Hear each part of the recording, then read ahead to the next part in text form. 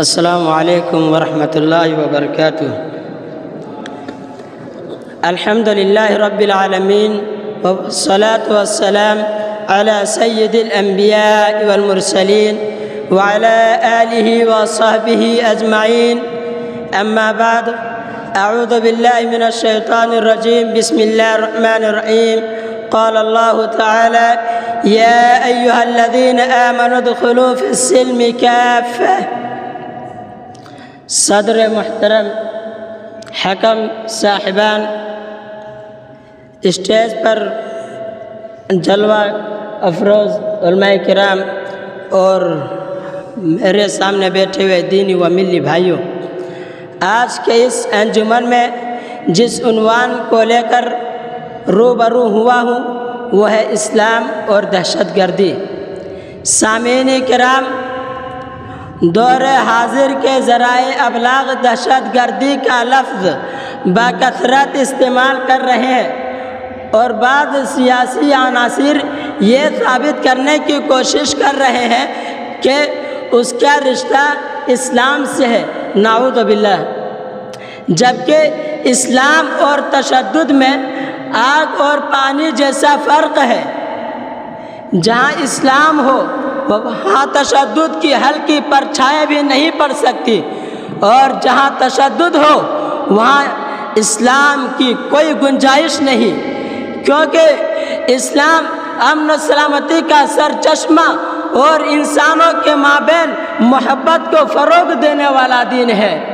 اللہ تعالیٰ کا ارشاد ہے یا ایھا الذین آمنوا ادخلوا فی السلم کافہ، کہ اے مومنو تم امن پر پورے کے پورے داخل ہو جاؤ۔ اسی طرح دوسرے جگہ میں اللہ تعالیٰ کا ارشاد ہے وَلَا تُفْسِدُوا فِي الْأَرْضِ بَعْدَ إِصْلَاحِهَا، اور فتنہ فساد کو چھوڑ دو، اور جب زمین کی اصلاح ہو جائے اس میں فتنہ فساد مت پھیلاؤ، کیونکہ اللہ تعالیٰ فتنہ فساد پھیلانے والے کو نہیں پسند کرتا ہے۔ اللہ تعالیٰ امن سلامتی کو پسند کرتا ہے، خون ریزی سے نفرت ہے۔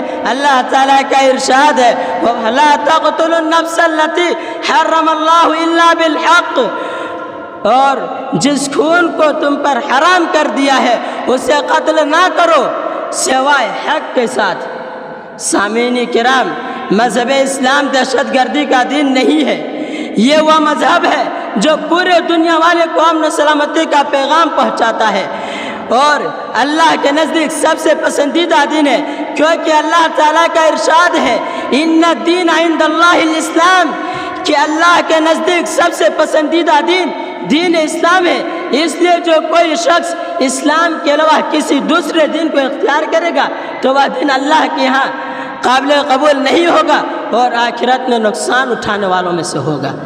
اللہ تعالیٰ کا ارشاد ہے وَمَن يَبْتَغِ غَيْرَ الْإِسْلَامِ دِينًا فَلَن يُقْبَلَ مِنْهُ وَهُوَ فِي الْآخِرَةِ مِنَ الْخَاسِرِينَ۔ سامعین کرام، نہایت افسوس کی بات ہے کہ کچھ عرصے سے لوگ یہ پروپیگنڈا کر رہے ہیں کہ مذہب اسلام یہ وہ دین ہے جو انتہا پسندی، تشدد اور دہشت گردی کا تعلیم دیتا ہے، اپنے مذہب کو دہشت گرد بناتا ہے، اپنے ماننے والے کو دہشت گرد بناتا ہے، جبکہ اسلام امن سلامتی کا پیغام پہنچانے والا دین ہے۔ اتنا ہی نہیں، اسلام کو اور مذہب اسلام کو دہشت گرد تصور کرتے ہیں اور ان پر طرح طرح کے پابندیاں عائد کرتے ہیں، حالانکہ یہ صرف اور صرف ایک جھوٹ اور مذہب اسلام پر بہت بڑا بہتان ہے۔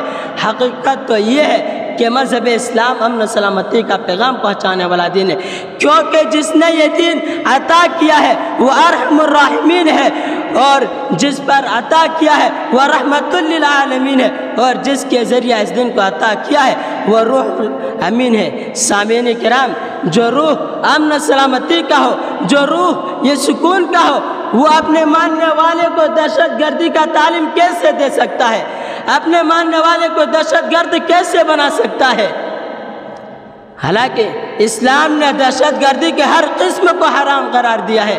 اللہ تعالیٰ کا ارشاد ہے من قتل نفسا بغیر نفس او فساد فی الارض فکأنما قتل الناس جميعا، جو کوئی بھی شخص کسی کو بغیر اس کے کہ وہ کسی کا قاتل ہو یا زمین میں فتنہ فساد پھیلانے والا ہو اگر قتل کر دے تو گویا اس نے تمام لوگوں کو قتل کر دیا۔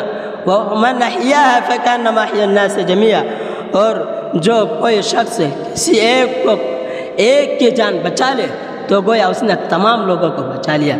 سامعین کرام، اتنا ہی نہیں، اللہ تعالیٰ کا ارشاد ہے وَلَا تُفْسِدُوا فِي الْأَرْضِ بَعْدَ إِصْلَاحِهَا، اور زمین کی اصلاح کے بعد اس میں تم فتنہ فساد مت پھیلاؤ، کیونکہ اللہ تعالیٰ نہیں چاہتا کہ اس کے کمزور بندے کے اوپر کوئی طاقتور بندے ظلم و ستم کرے، انہیں تکلیف پہنچائے، یہ اللہ تعالیٰ کو ہرگز نہیں پسند ہے۔